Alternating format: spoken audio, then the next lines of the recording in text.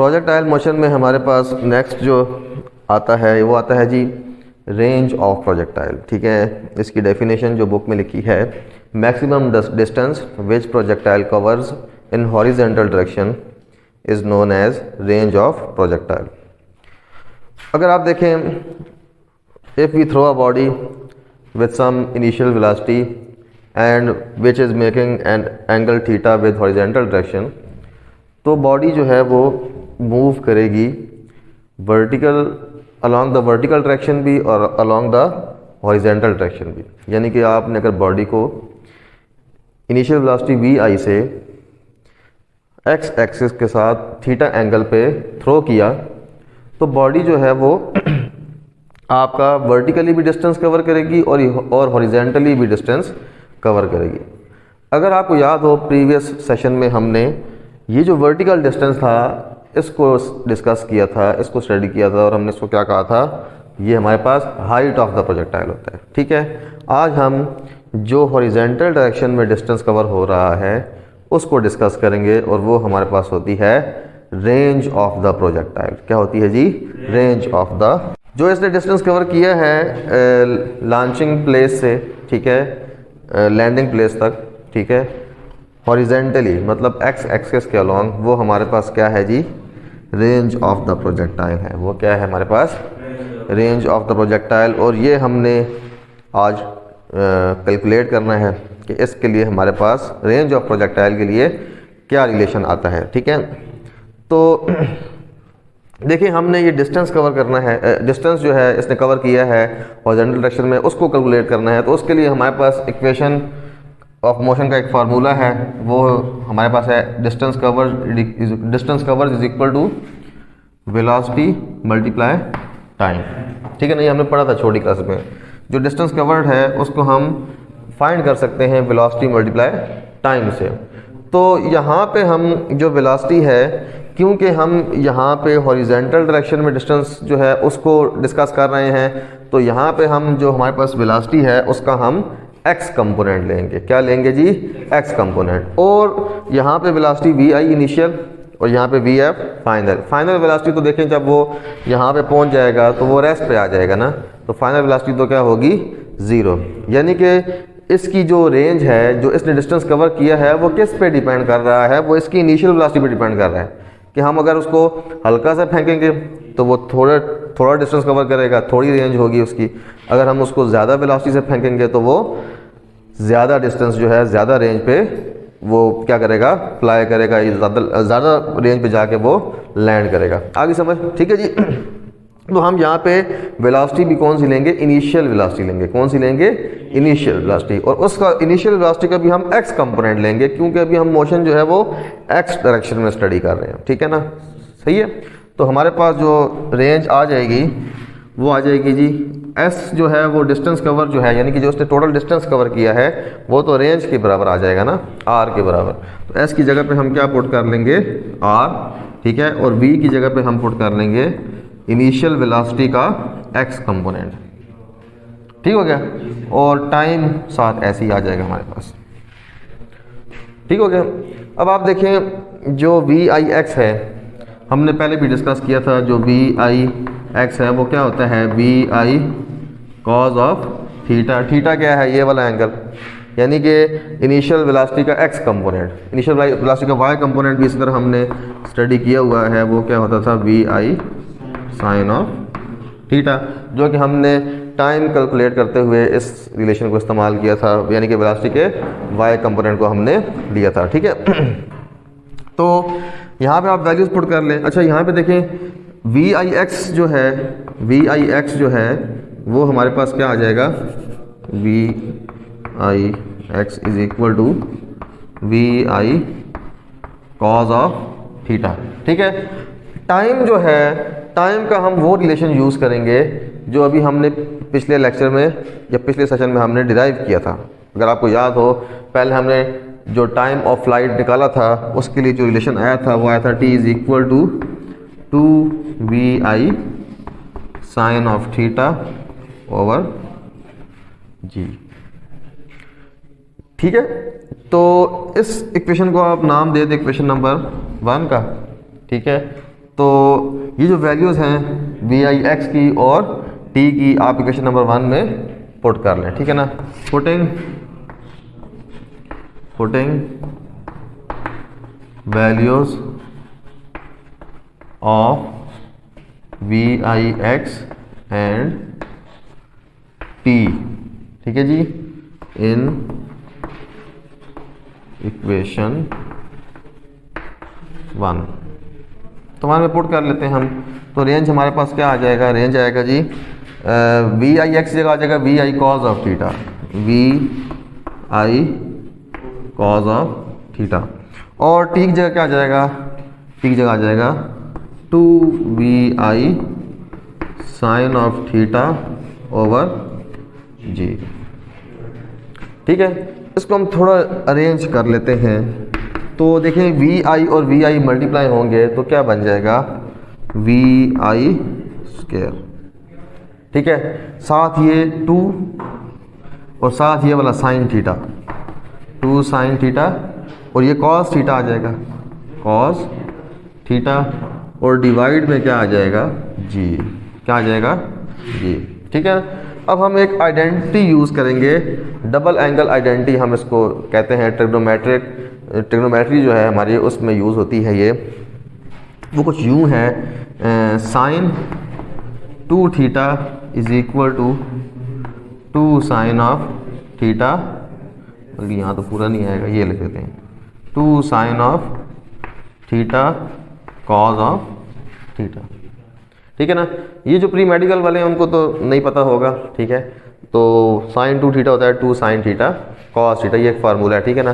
Pre engineering वाले और ICS वालों को पता है, उन्होंने ट्रिग्नोमेट्री में ये वाला फार्मूला पढ़ा होगा, ठीक है ना। तो 10 चैप्टर में, मैथ के 10 चैप्टर में, ठीक है ना। तो इसमें हमारे पास ये आ जाएगा r is equal to we I square 2 sine theta cos theta, वो किसके इक्वल है जी, साइन 2 थीटा, किसके इक्वल है जी, साइन 2 थीटा। ये आप मेडिकल वाले याद रख लें, जो मैथ पढ़ते हैं उनको तो याद ही होगा, ठीक है ना। तो वी आई square 2 sine theta cos theta होता है साइन, को नीचे लिख देते हैं, R is equal to we I square sine 2 theta over g, आगे समझ, ठीक है। तो ये हमारे पास रेंज के लिए रिलेशन आ जाएगा, किस में आ जाएगा जी। अब देखिए जी रेंज किस किस पे डिपेंड करती है, अगर आप देखें तो इनिशियल वेलोसिटी के डायरेक्टली प्रोपोर्शनल है रेंज, यानी कि इनिशियल वेलोसिटी जितनी ज़्यादा होगी रेंज उतनी ज़्यादा होगी। लेकिन साथ एक और फैक्टर भी है थीटा, ये भी बड़ा इंपॉर्टेंट है कि आपने किस एंगल पे इसको थ्रो किया है। अगर आप इसको इनिशियल वेलोसिटी बहुत ज़्यादा दे दें, ठीक है, और एंगल छोटा कर लें तो इसकी रेंज कम हो जाएगी, ठीक है ना। अगर आप इसका एंगल जो है वो बड़ा कर लें बेशक, ठीक है ना, बड़ा कर लें एंगल इस तरह, और इनिशियल वेलोसिटी जो थोड़ी दे दें तब भी रेंज कम होगी, वो यहाँ से जाएगी इधर ही गिर जाएगी, आगे समझ। इसका मतलब है आपने इनिशियल वेलोसिटी के साथ साथ थीटा को भी जो है एक सूटेबल वैल्यू देनी है, ठीक है ना, ताकि आपकी रेंज जो है वो मैक्सिमम आए।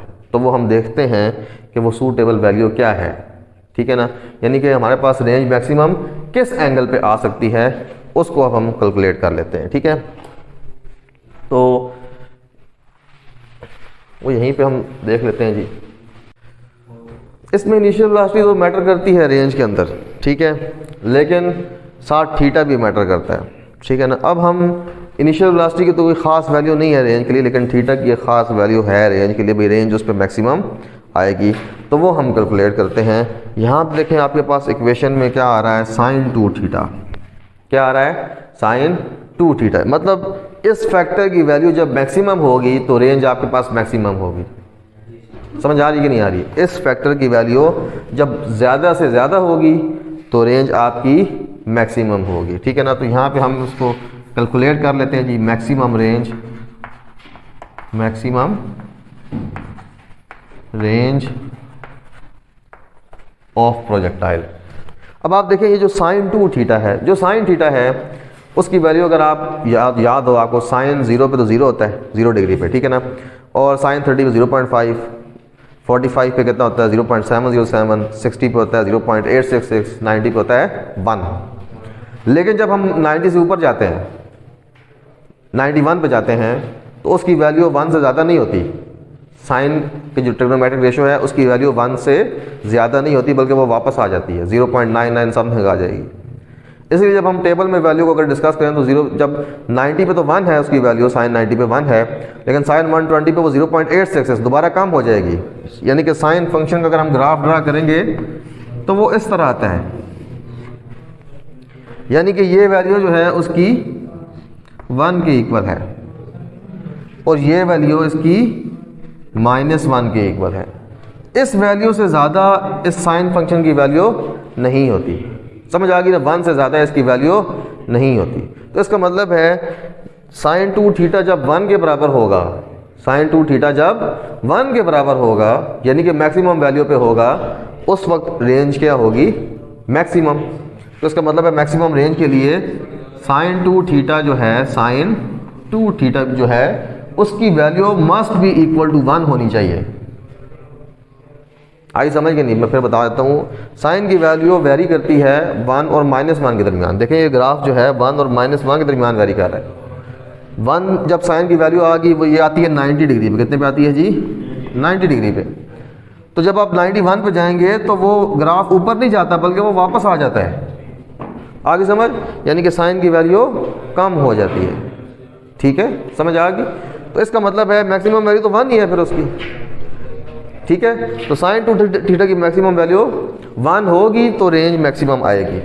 तो हम मैक्सिमम रेंज कैलकुलेट कर रहे हैं तो हम साइन 2 थीटा को किसके इक्वल रख लेंगे, 1 के इक्वल रख लेंगे। ठीक है ना। तो 2 theta is equal to sine, यहाँ पे साइन, यहाँ पे जाके साइन इनवर्स हो जाएगा, साइन इनवर्स ऑफ 1। तो साइन इनवर्स ऑफ 1 आपके पास होता है जी 90 डिग्री के ऊपर। कितना होता है जी, 90 डिग्री।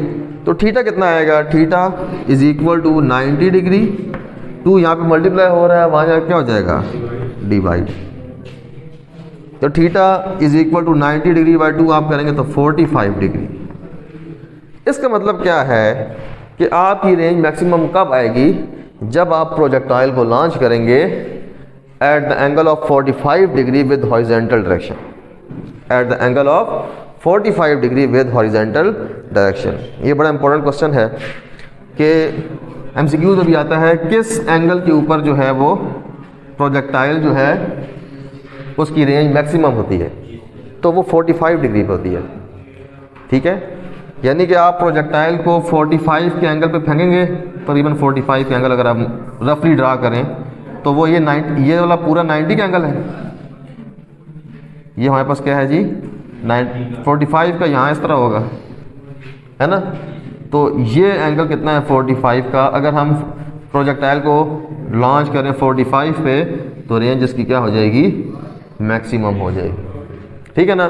45 से जब आप बड़े एंगल पे उसको लॉन्च करेंगे तो उसकी रेंज कम ही होगी, 45 से कम ही होगी, और छोटे पे लॉन्च करेंगे तब भी उसकी रेंज जो है वो मैक्सिमम रेंज आपकी कितनी पे आएगी, 45 डिग्री पे आएगी। आगे समझ की नहीं आ गई। ठीक है, तो ये अब हमारा टॉपिक जो है प्रोजेक्टाइल वाला कंप्लीट हो गया। सबसे पहले हमने प्रोजेक्टाइल के बारे में पढ़ा था वो क्या होता है, उसके बाद हमने 2 केस स्टडी किए थे। जब एक वो था जब हम बॉडी को किसी हाइट से थ्रो करते हैं, और दूसरा केस हमने वो, उसमें भी हमने फाइनल वेलोसिटी कैलकुलेट की थी प्रोजेक्टाइल की। ठीक है ना। और फिर हमने प्रोजेक्टाइल को थ्रो किया था ज़मीन से, और दोबारा वो ज़मीन पर आया था एक पैराबोलिक पाथ को कवर करने के बाद, उसमें भी हमने फाइनल वेलोसिटी जो थी वो कैलकुलेट की थी। ठीक है ना। और फिर उसके बाद हमने मुख्तलिफ केसेस इसके डिस्कस किए हैं, जिसमें हमने टाइम ऑफ फ्लाइट देखा है, फिर हमने हाइट ऑफ प्रोजेक्टाइल देखा है, और फिर हमने रेंज ऑफ प्रोजेक्टाइल को डिस्कस किया। ठीक है जी।